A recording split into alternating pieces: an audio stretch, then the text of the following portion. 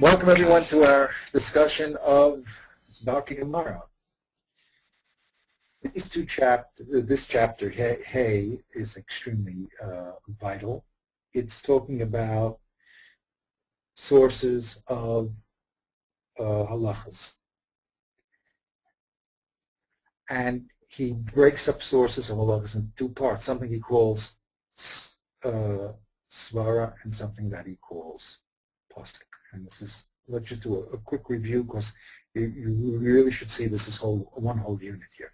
He says that the learning of dinim comes from in two drachim. There's two ways. One is mitzad svara, which he says, Rotzelomar ki haseichel goes eliyoschein. There's something that the seichel must have. All this logical stuff that we're doing in Higayon is to sharpen our seichel, so that we know that we're using seichel properly. But anything that the human reason can produce is one source of producing Dinei Torah. And the other one is Gezeres HaKosov. When the pasuk says it in black and white, what does it mean? He's going to discuss the second one first. What does it mean the pasuk says it? So he says that it means that it's written there as a complete kosiv, in words, clear words, or it's there as a remnant, either tzad, the kesher, smichus, or yitoroshin. What does kesher mean? Kesher means that there's a gezerah shava, a hekesh between two things. Smichus means one thing is next to the other, or there's extra words. So, but what it does mean is that either the Torah is mechadesh, the din, or we're using our minds to mechadesh the din. Please don't explain that out. Now he says when you need a kosiv, the general rule we spoke about last week is svara lama likra. A pasuk only comes when your mind, your reason would come to a different conclusion that the Torah wants you to come to, and that's the first rule. He says, "Akasev lo bo adin ella hu ba'abor shemitzad asvar mibachutz hainu omrim behefech." That's his first rule. His first rule is that you need the Torah to write something down when you would have thought the opposite. And he proves it because he says if you wanted to say the same thing, so it's just mutar, so here's my little gray chart, okay? Or, by the way, he adds the Shloshis Rei Midos, okay? So you need a pasuk to tell you not X, for instance, when you would have thought X either be because of your seichel, a simple story of bichutz, or because of one of the Shloshis Rei Midos. So if you would have come to a muchra conclusion, then the pasuk has to now say against that. Okay. So if you would have logically come to X or through the Shloshis Midos, you would have come to X. And now the only way you can know not X is if the Torah comes and writes it. So that's the rule one. The basic rule is that the Torah comes to mahapech, to say the opposite of what you would have thought, either through logic or through the Shloshis Midos. Now, he says this rule of opposite, of course, only works when the Svar B'chutz is Mukhrach. But if you have if a Svar B'chutz had two possibilities, you could have logically said X or not X, so then the Torah can come and repeat X.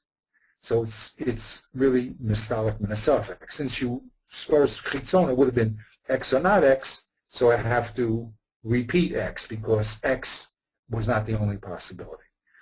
Okay, so that's the second scenario. Now, what happens in the third scenario if the Svarim B'chutz is mukhrach and the Torah does do what we said it shouldn't do? It repeats itself. So there we say it always comes l'mamayet. Okay, and it says only here and not everywhere, and only here, and whenever you want to say this din anywhere else, you're going to have another mafarish pasuk saying it. Okay. So that's right. Now, in Dalet, he explained to us how do we know that Pesukim are limited or they're supposed to be broad. How do we know to extend the din throughout the whole Torah or to limit it to a case? So he explains that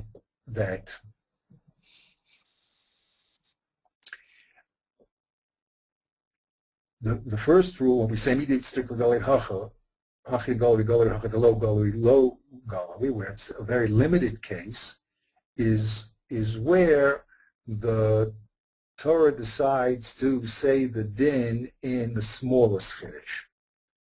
Okay, so if an Isur exists in a Kohen, so which is the smallest chiddush because that's the place you'd most likely think the Isur should exist, so then you would extend it down to a Levi or Yisrael.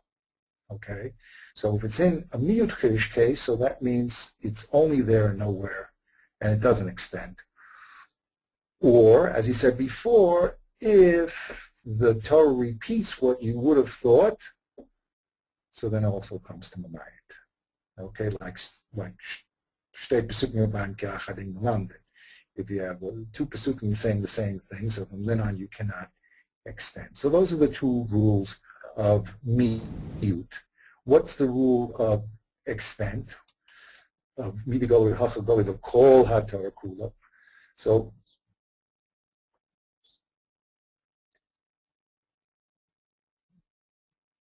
when just the opposite, when the Torah is megala itself in the greatest chiddush, let's say there's an Isa in Yisrael, so that would be the greatest chiddush. So then certainly you can go up the chain and say that that same Isa exists in a Levi or a Kohen. And he gives us one rule. He says when it comes to Knaso, so then there's no logic. You cannot move it. Okay, so that was his exposition on things which are written in the Torah, either explicitly or through Ramazan. Now he's going to talk about how you use your mind to extend dinim. So he says like this. This is what we're up to today.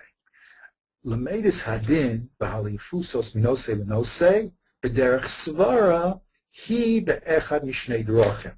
There's two ways to extend a din from one case to another case. Two ways. It's either going to be the Mamatzin or the Kal V'chomer. Okay, let's see what he says. Omi Mishnah LaMishnah, wrote Salomar, Shnei Nosim Shavim, O Shnehem Chamurim, O Shnehem Kalim. When you have two subjects that are equal or equally Chumra, Machmir, or equally Kal, so then, Minetinas Hadin Be'echad Mehen, by putting the din in one of them, then Yigzor Hasvara She'iten Gamasheni. Intellect or reason dictates that the din has to apply to the second case. So the two cases are equal or equally strict or equally kal. So then when you see a din in one case, then in svara you will extend it to another case. V'zohi derech b'ma metzinu hanimsa b'talmud. This is called a ma metzinu. But we see over here we're allowed to extend over to the next case because they are equivalent cases. A variation on that is the Kal V'chomer or the Chomer Mikal. What does that mean? There, things are not going to be equivalent. They're going to actually have a relationship that one is going to be more strict than the other or more lenient than the other. What does that mean? If there's a chomer that we find in a nose which is kal, let's say that Yisrael can't marry a mamzeres. So there, nilmad osei nosei, nilmad oso lenosei achechomer.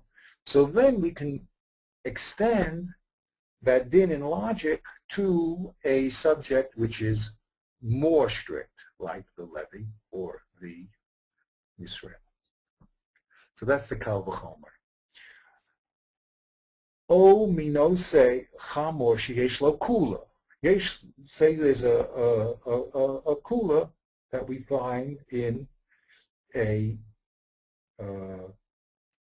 Kohen. So then nilmad ose lenose hakal mikol shekain. So certainly Yisrael will have that kula. Okay. Bezuhi derech kal l'chomer. So that's the second method. So the first method, which we discussed in der Tunos, and now it's coming up here, the first method of svara is to go from equal cases, two cases which are equal will have the same nasu, or two cases which are represent kal l'chomer. So what if there's a strictness in the chomer case, it's going to exist it's not going to exist in the kal case. If there's a kula in the chomer case, then it definitely will exist in the kal case. And going the other way around, if the kal case has a chumrah, so then the chomer case, like the kohen, definitely will have it. But if the kal case has a kula, so then we don't know really if it exists in that. It shouldn't exist in the chomer case, or else it shouldn't be brought there. So those are the two methods of learning misvara, through comparison and through greater and lesser. Now he says there's a third way that we learn through svara. The yesh derech gimel, it's doma l'mamatzino. It's like the mamatzino, v'hi derech hekesha. It's called a hekesh. Kamo shamru, makish eved la'ama ivriya. So I brought the Gemara. The Gemara wants to know how can you, the Gemara establishes that we can acquire a ama ivriya with money. Okay, it says, Ashkacha ama ivriya, it brings a proof. Hoel, mikadesha bekesev, makne bekesev. Since she can be married with money, so okay, she could be sold with money. But what about the Eved Ivri? Minalan. So it says, Omakro, ki yimko lecha achicha ha'ivri o habriya.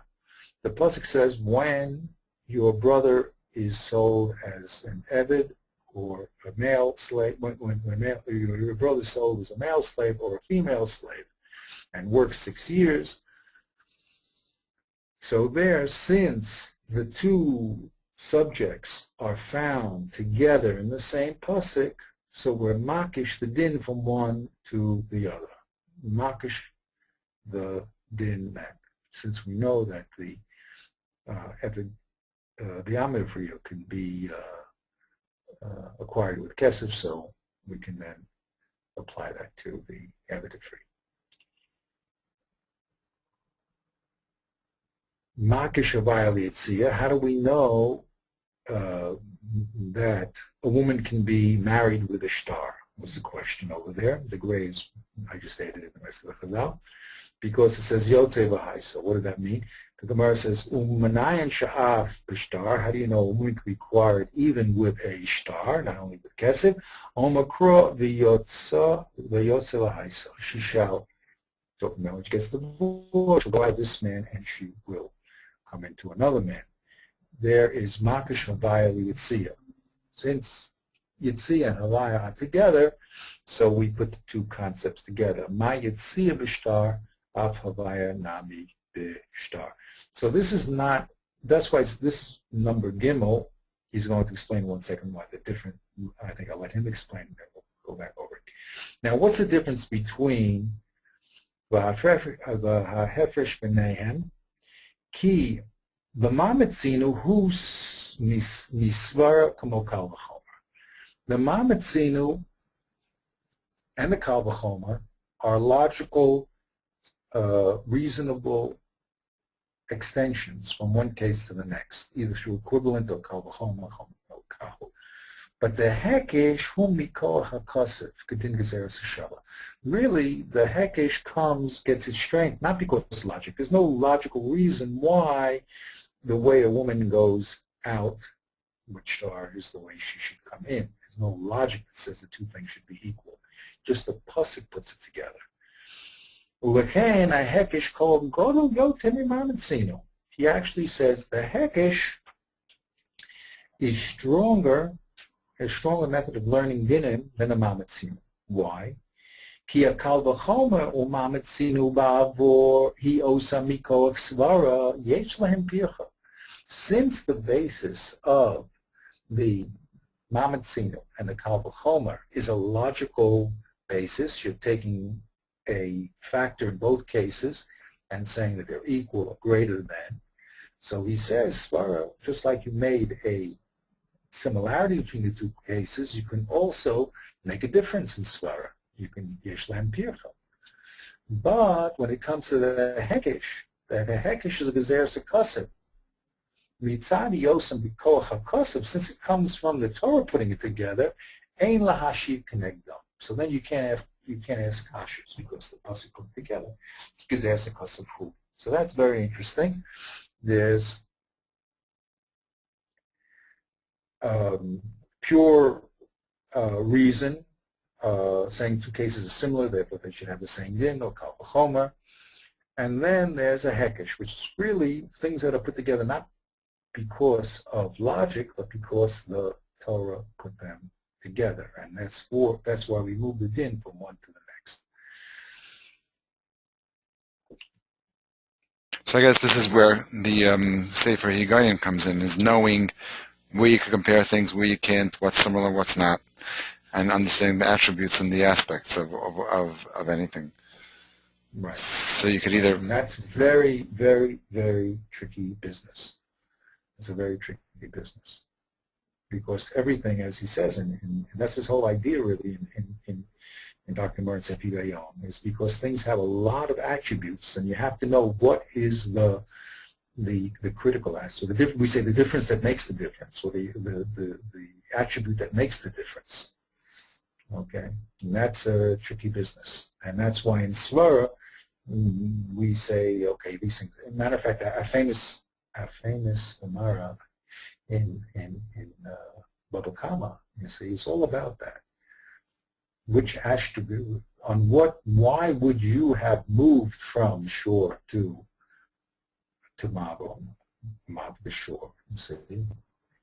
And why wouldn't you? What aspects are similar and what aspects are not similar?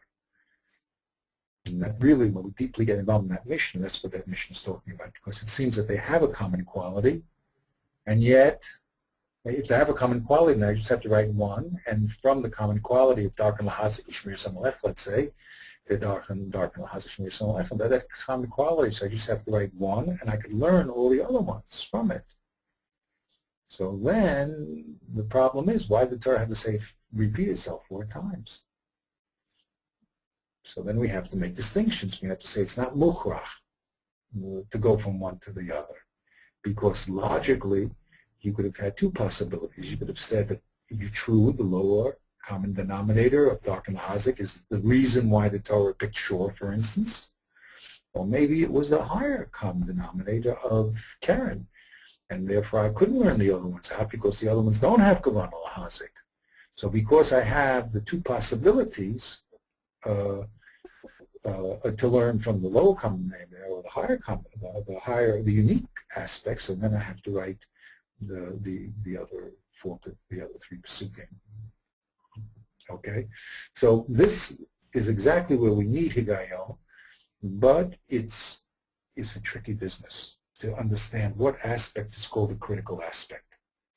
That does it. Okay, and a lot of times we need help, with this short, to know that Karen's kavan lahazik is something you may have thought about logically. I mean, you should have think about it, but it's not so easy to describe. So it's also not. Yeah, it's not. Well, it's not also not so obvious. Quite a lot in defining, and it's not obvious. That's correct. Well, we know the Torah says that when an animal gores another animal, you have to pay. But you're right. What was the quality in the goring that did it? Maybe the poking is what does it. Why did you say kavanah? It's true that that's one of the attributes of it. But here we go. We're studying higayon. Is it an atzmiyat, bilti shalom, shalom, yuchad, exactly. So that becomes the tricky nature, and we live on extending them. So it's critical, and we live here, and not everything is exeris akasiv. You know, the Torah understands that it's talking to reasonable people that should be able to extend him from one place to the next. So I'm just saying it's a very, very tricky business, and has to be done very subtly. And the Gemara itself argues many times about that quality, what the quality is, and can it be extended, and what the differences are, and are they critical differences. And we see it many, many times. Okay, so that's what he says at this point. He says when you're learning from Svara, it means you're using your ability to compare things and saying that things are equivalent or kal v'chomers, so then we should move them. And then he says sometimes the Torah itself, through Gezeres HaKasav, makes things equivalent, not because they're logical, but because it wants to put two things together. Okay, so he says that has a stronger force than the logical things, because logical things, just as you found a quality that is common, you may find a quality that's uncommon. But if it's a hekesh that's made through a pasuk, so then it's very, very powerful, because it says we're not talking about simple common sense or logic. We're talking about a din that the Torah put together through the relationship of the two pasukim. Okay. So he says here, what's the difference between now a kal v'chomer and a mamatzino? So we see the difference between the hekesh and a mamatzino, because one is is stronger because the Torah puts it together. It means it doesn't matter what your logic thinks, that the Torah made it equivalent. But what's the difference between a kal v'chomer and a mamatzino, he says? So he says, ki l'mamatzino pirchinan koldahu. When you make a mamatzinu, so you can destroy that comparison with any difference. Well, it has to be significant, but a small difference.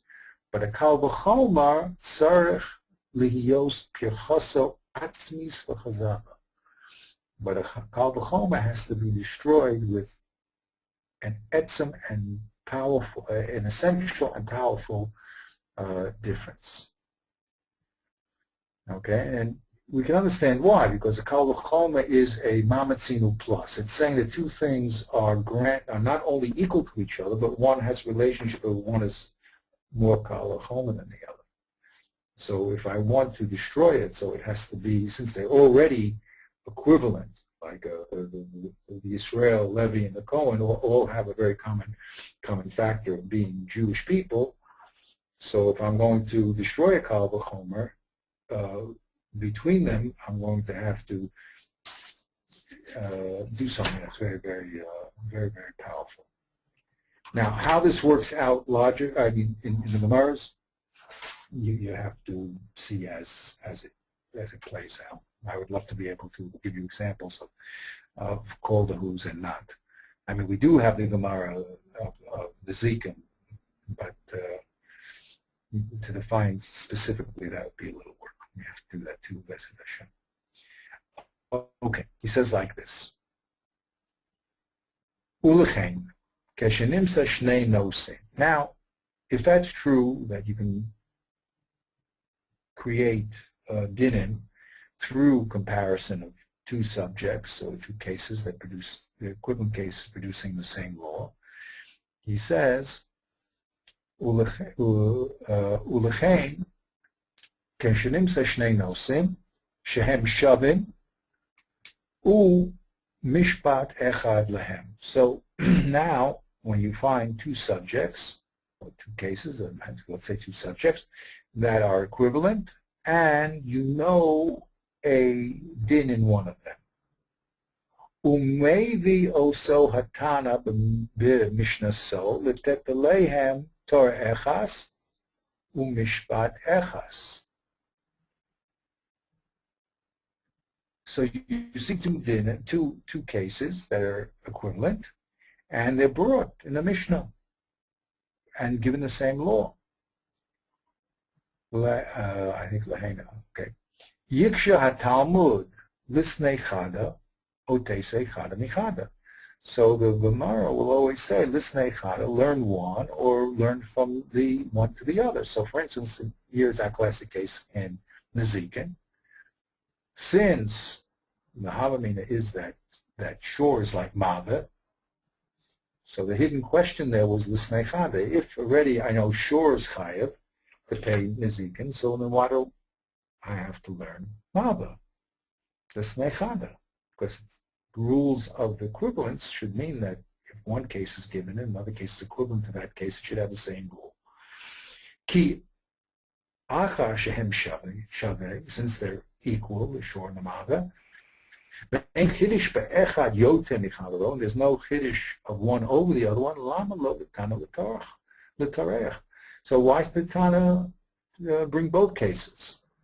Shore and Mabel, in this case the Torah. Lisnei chada v'an amina. Let's just write one and I'll be able to derive the other one. The lav karuchla liyakshiv lizo. We're not talking about people who are salesmen that go around selling their wares that show you 15 different knives, even though there's no significant difference between one and the other one. The yeshivu. So at that point, the Gemara that was doing the discussion will say, "Al kiyotze b'zeh tzricha diyash me'inan."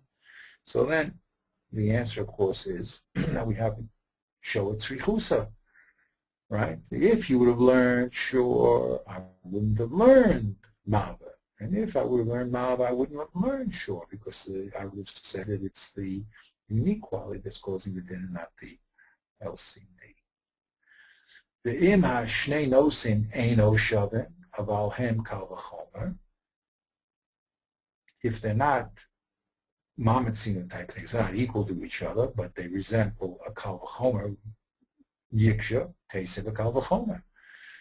So the Gemara, whoever's doing the investigation, will say they learn it with kal v'chomer. If I have bore already, and which is inanimate, doesn't go out to do damage, not alive, and it's chayav, so kal v'chomer should know the other ones. That's something that the Gemara asks. The Mishnah just went down the tree from shore and Mava down to Aish and down to Bor. But the Gemara says, why don't we go up the chain and say, look, if the Torah already writes Bor, so why can't you say Kol Shekain the other ones? Okay, and it adds Bor with one other one because it has to eliminate certain qualities. Okay.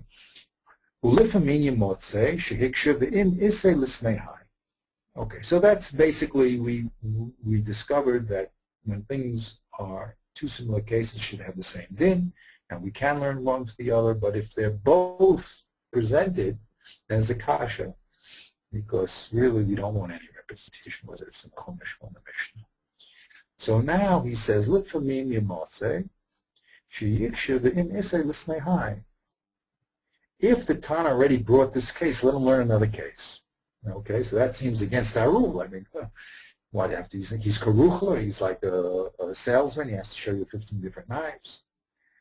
So that looks apparently that it's a little bit of a steer to what we're saying. Ratzamama. The im emishu sheyesh lo sheilu hashnei devarim mishpat echad lehem. If the truth is that these two subjects have the same mishpat, the same law, hayla lomar gam ken zeh kamo echad. He should have said the second one like the first. Okay, so the Gemara says, wait a minute. If the Tana only talked about case A, now you want to tell me that case B also has the same law of case A. So the Gemara says, wait a minute. Im lisnei hai. If that's true that case B has the same law as case A, then he should have wrote it. Okay. He's going to explain himself. Looks like, why does he have to write it if you derive it. But sometimes someone says, wait a minute, if you already taught, if it's true that case B is chayav, let him teach it. Okay, then emes hu sheyesh lo she'ilu hashnei devarim mishpat echad. These two cases were really the same, A and B, so he should have taught it. It must mean that B doesn't have that din. And the gray is from another girsa. We'll read it. V'hine ze nira hefech ma she'amru delo karuchla. Now this looks like against the rule of being a salesman, because you're telling me if he brought this case, then he should have brought this other case too. Aval yishuv dabahu tells us an important principle. Ki kashiyesh chidish yoter ki ba'oseh halashin shelo heviyu. If there's a great chiddush in the case that was left out, then they ask yikshiv in isei l'snehai. Then they say if they brought case A, then they should have brought case B, because case B was a greater chiddush. So it's not that just case A is equal to case B. If case A was equal to case B, they shouldn't be case B, because you could learn case B because it's equivalent to case A.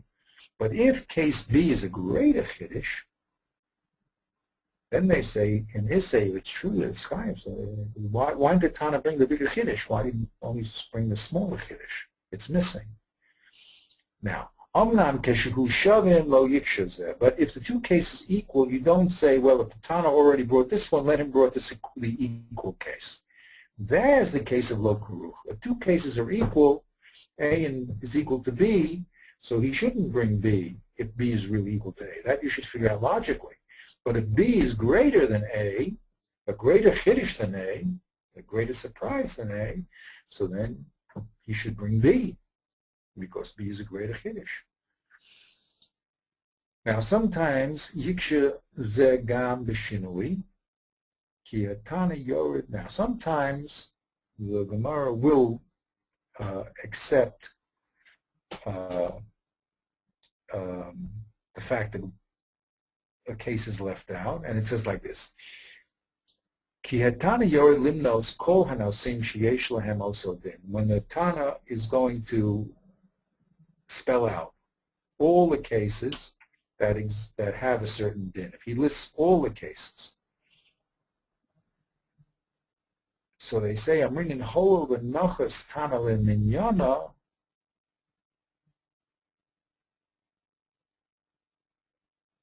Lisnei, that should be, yeah, lisnei, that's a typo. Lisnei nama high, not litnei.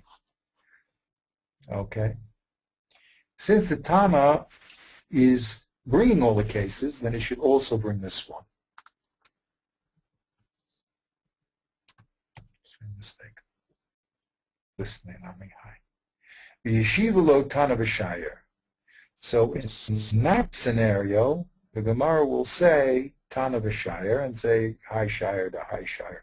If the Tana does bring, for whatever reason he does, all the cases in a certain din, like all the possible chilukim that you can have in a din, so then if he leaves something out, you say, why did he leave it out?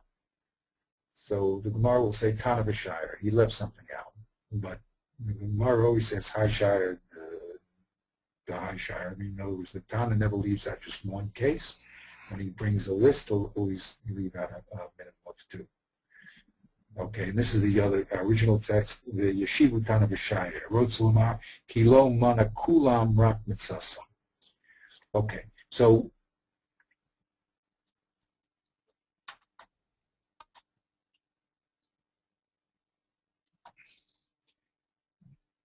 we're talking about, in this little section here, learning by logic, learning dinim through logic, which means if two cases are equal and one, the din is said mefarish, then we should be able in logic to extend it to the second case.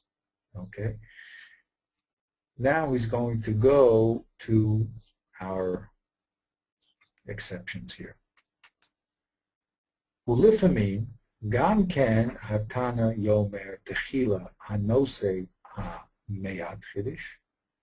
Sometimes the Tana will tell you a subject that's a smaller chiddush, like an Isif or a Kohen. V'achar kach yomer hanosu sheyesh bo yoter chiddush. And then they'll also tell you the Isa of Israel. This is the normal way, as opposed to the opposite way around, that the Talmud does work.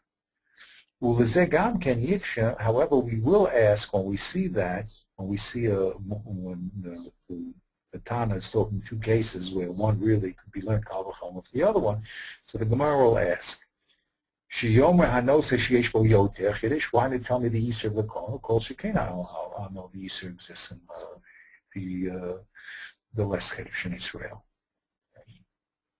And the Gemara will answer, B'doche, v'yashivu lozu avzu ketanek.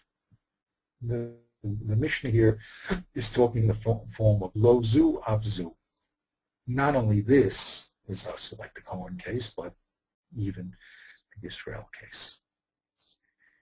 Kolomar, lo miboy ze hanose shehu yoter kal, afilu ze shehu yoter chamor, v'yesh bo yoter chiddush yeh v'hadid. It's needless to say, the one that is more makel, let's say we'll have the Isa, אפילו זה שהוא יותר חמור, ויש בו יותר חידוש יהיה זה הדין. Let me read that again. Okay, let's see. Again, he's saying here, we're learning lozu abzu. Not only this case, but even the greater case. Koloma, lomi boy ze hanose shehu yoter kal, not only the one that is more kal, ela afilu ze shehu yoter chamor, v'yesh bo yoter chiddush, yeh lo ze din. But even though the one that's more chomer and has a greater chiddush will have the din. That'll work with a kula, for instance. If you have a kula with the Israel, and the same kula exists in the Kohen, say would be mentioned both in the Mishnah, so you would say not only does the kula exist in the Israel, lozu, afzu, even in the Kohen. And he says that these are both going to be dochuk. We never like to say this because normally we'd want to learn from kal v'chomer. But let's finish his exposition. Ulifamin yasu behefech. Sometimes it's not a lozu afzu, but it's a zu, shein tzrich chlom marzu, which is less frequent. Ki yome techila hanose sheyesh bo yoter chiddush. Sometimes they'll tell you the greater chiddush, like the Isur of the Kohen. Ve'achar kach hanose miyate chiddush. Then they'll tell you afterwards the less chiddush. That the Kohen is aser, and then also tell you Israel, it's a lesser chiddush to be aser. Excuse me, just the opposite way around. That would have to be with the Mako. If the Kohen is Mako, so certainly the Israel will be Mako. Sometimes they'll tell you the least chiddush first, and then the in other words, the chiddush you'd most expect first, and then the lesser chiddush.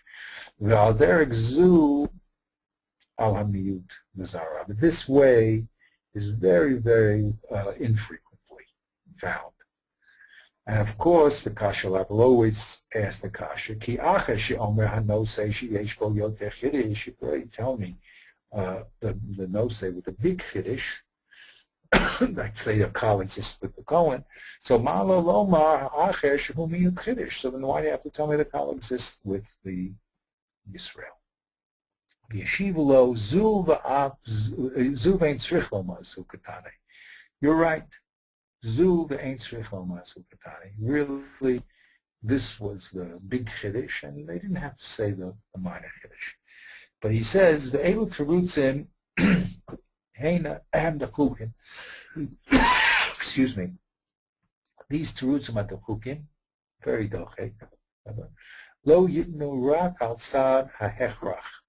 Keshelo nimsa teretz acher, o tam yoter maspik.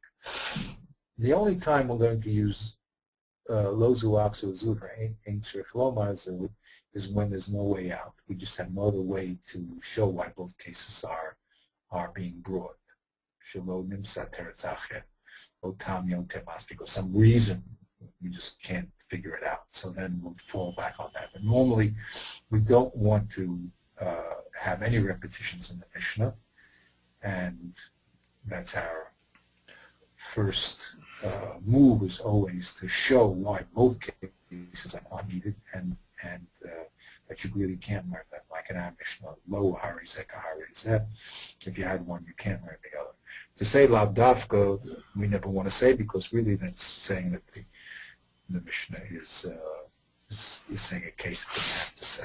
So he's saying both. Okay. He's saying both the loizu abzu and the zubein tzarchlim are really dechukim, and really we don't have a good reason why the Tana brought down both cases. So we're sort of like, okay, we don't have a choice. We don't know why, and we're stuck. Exactly. But it's only to be stuck. I mean, it's our last resort. We can't, exactly. When we can't find any other reason for it, so then we have to say, okay, lo zu asukatani, which is lav dafka, and we don't want to say it, but sometimes we're forced to say it. Okay? Very good. Now, he says like this, the next. Like I'm saying, these are all basic things that when you're involved in learning, you run into them and you sort of understand them. But to have them neatly arranged is a very, very important tool. Now, la'olam kol nosei halomei bichavaro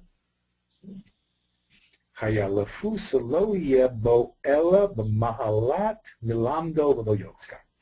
Whenever you're learning, remember we're learning this whole section is about learning Misvara from similar cases or Kal V'chomer. But he says when you do derive a din from one case and extend it to a second case because it's similar, you can't end up with a result that's greater than the source. You can't say Kal V'chomer, or certainly not Nemitz, that the result is going to be more strict in than the source. Why? Ki ein roi hatalmud sheyeh yoter chamor v'gadol mirabo. It doesn't make sense that the Talmud should be greater than the rabbi. V'al zeh nemar dayo levo min adin liyos k'mido. This is the concept of dayo. It's misspeak. It's sufficient that this law should be equivalent to the source that it came from and not greater. Okay, here's the example. Okay, I spelled it out. He just says, Babakam, a dialogue. Let's look at that example. It's a mission in Babakam. It says the following. It says, Shor hamazik reshus hanizak ketzad. When a shor damages in the reshus of the nizak. Now we're going to be talking here about reshus of Rabin when the shor damages, and when the shor walks into someone else's property and does damage. So we want to know what's the din, the shor. That's going to be Karen that we're going to be talking about. What's the din when he damages inside the domain of the damager, not in the public area? Okay, so it says like this. Nogach, Nagaf, Nashach, Rovatz, and V8. If the shore now gored, pushed, bit, squatted on, or kicked, V'reshus harabin mishalam chetzi nezik. If he did any of those kavanol hazik activities in Reshus Rabin, so he pays chetzi nezik. Now, what happens if he does the same activities in the Reshus Niza? He walks into someone's private area and he gores an animal there. Here we have a machlokus. Rav Tarfon omer nezik shalem. Rav Tarfon says that he also has to pay nezik shalem by goring. Not also. He pays nezik shalem, which is a chiddush, in the private area. We thought that if he's a tam, he always pays chetzi nezik. No, Rav Tarfon wants to say that I could show you that it's only chetzi nezik in Reshus Rabin, but in Reshus Yachid, of the nizak, he's going to have to pay nezik shalem.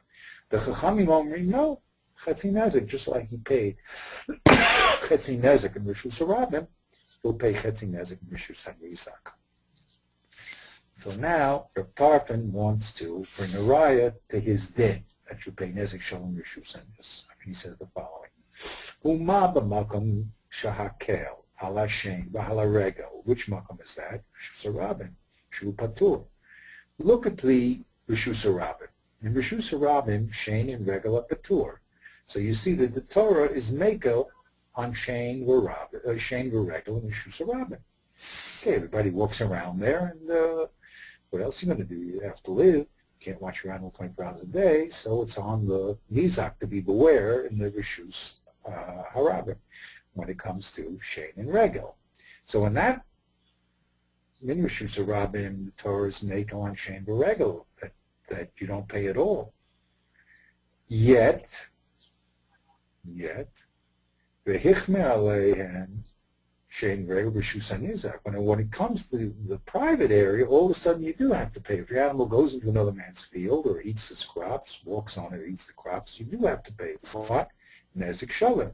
So in Rishus Harabim, you're patur legamrei for shein and regel. And Rishus hanizak, look at that, all of a sudden you're paying nezek shalom. Makom shehichmer ala keren v'rishus harabim l'shalom chetzi nezek. Now, when it comes to keren in Rishus Harabim, Torah is very machmir. It doesn't have a patur for keren. Keren has to pay chetzi nezek in Rishus Harabim, much more than the shein and the regel. They're patur. So certainly, eino din shenachmer ala b'rishus hanizak v'shalom nezek shalom. So shouldn't it be kal v'chomer that the keren in Rishus HaNizak should be nezek shalom? It starts off as chetzi nezek in Rishus Harabim, in a place where the shein and regel is zero. So it already starts off chetzi. So we should at least have what the shein and regel has in Rishus HaNizak. They go from zero to paying nezek shalom. This is half damages to go to nezek shalom, he says. They should be equivalent. Omru lo the Chachamim, they said no. Dai lavo medidin liyos kanidon. Ma b'rishus harabim chetzi nezek, ha b'rishus hanizak chetzi nezek. It seems that we're learning rishus hanizak from Rishus Harabim, and just like in Rishus Harabim you pay chetzi nezek, so too in Rishus HaNizak you pay chetzi nezek, and you can't, through a kal v'chomer, extend the din more than the source. Okay, this is a very interesting Mishnah. There's a response to the Chachamim. The Chachamim come back against Reb Tarfon. Reb Tarfon answers. It's a very complex little Mishnah. But the principle is the principle that we shouldn't, if you're saying one case is derived from the other case, so that the case that is derived can never be greater than its source. That's the general rule. Okay. Omnam,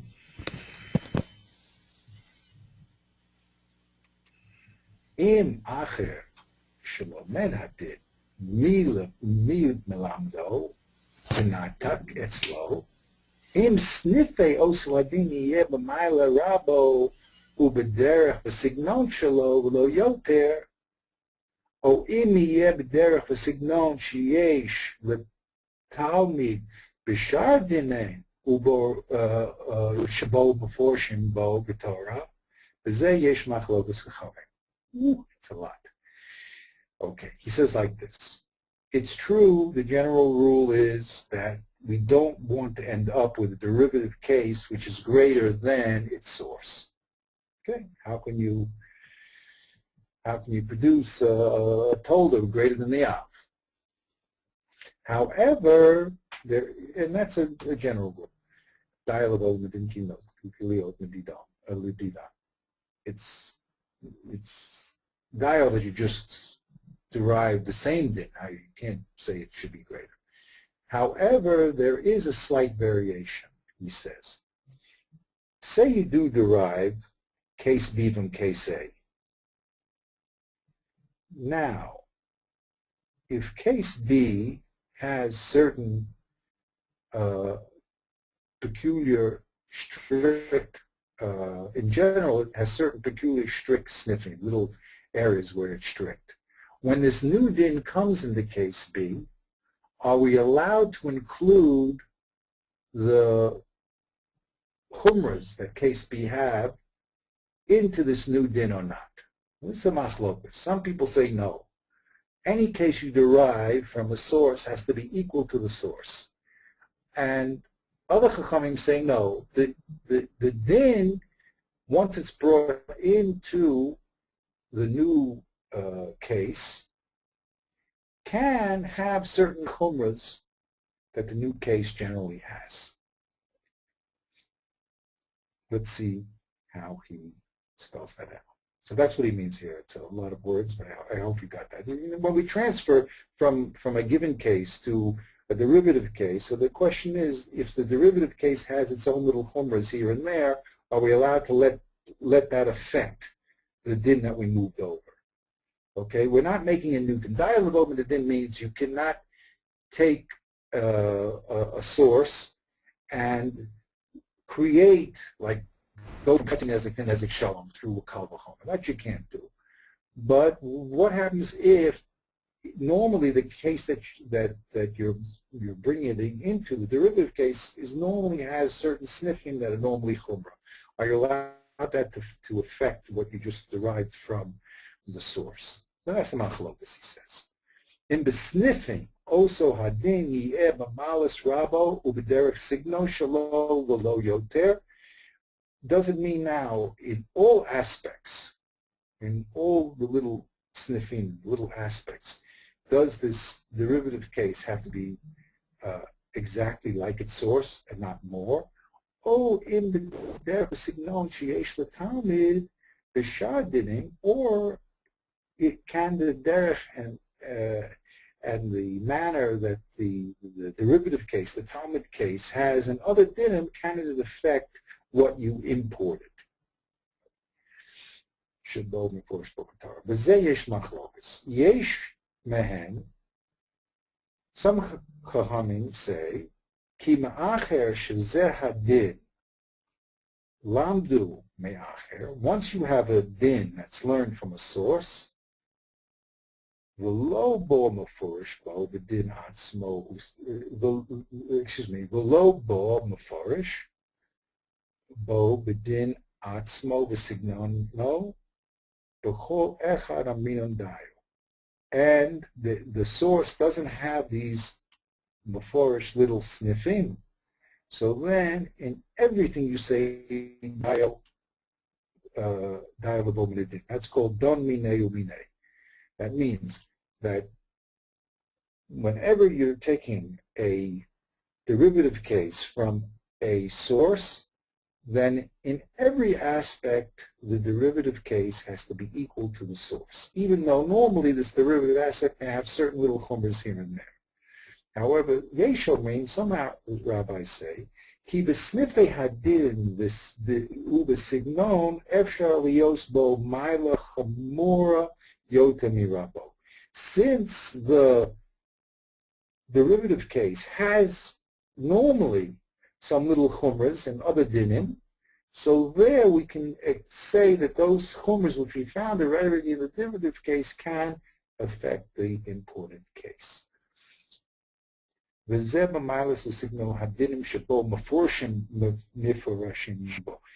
it can have what's mafarish in the derivative case. These little chumras or sniff dinim can affect the imported din. And that's called don mine. We derived it from a source. V'uke ba'asrei, but we set it up in the context of the derivative case. V'al zeh omru, and I put it in the gray, but this is what he says. V'al zeh don minei uminei. No, we have to, once we have an imported din, it has to be exactly equivalent to its source. And some people say, no, don minei, you're right, you imported it, but you can have the side little or sniffing side dinim that exists in the in the derivative case can affect what was imported. That's called dan minei v'u'ti ba'asrei. Okay, because the Issa Beperik B'Shruas Edis U'B'Chilas Nida. B'Nofel Machlokas Ben Chachamim B'Reb Shimon Gabi Mikvah, in the case of Mikvah. V'Omru Shneihem Lo Lamdu Ela B'Mei Sota. Both of them learned the case from Sota, Duk V'Lishva. I believe that next week I'll bring that down. I didn't have time to go on import the whole case into the text. But he says there is a condition here. Even the one that says that you're allowed to have the derivative case affect what you imported, it only is l'chumra.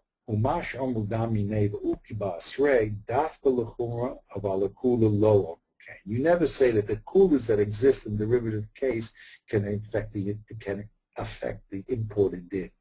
Only the chumras. Okay. That is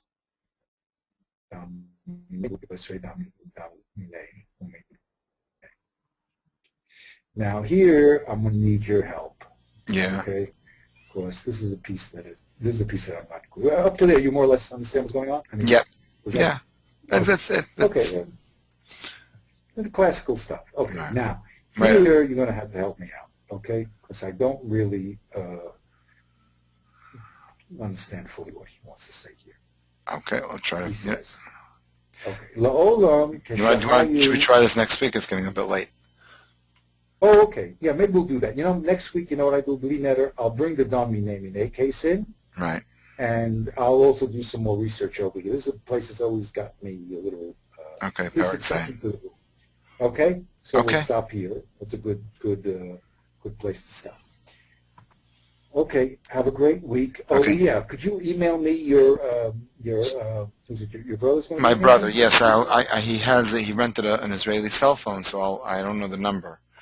I'll email him. I'll get it from him once he lands, and then I can send it to you. Send you a safer.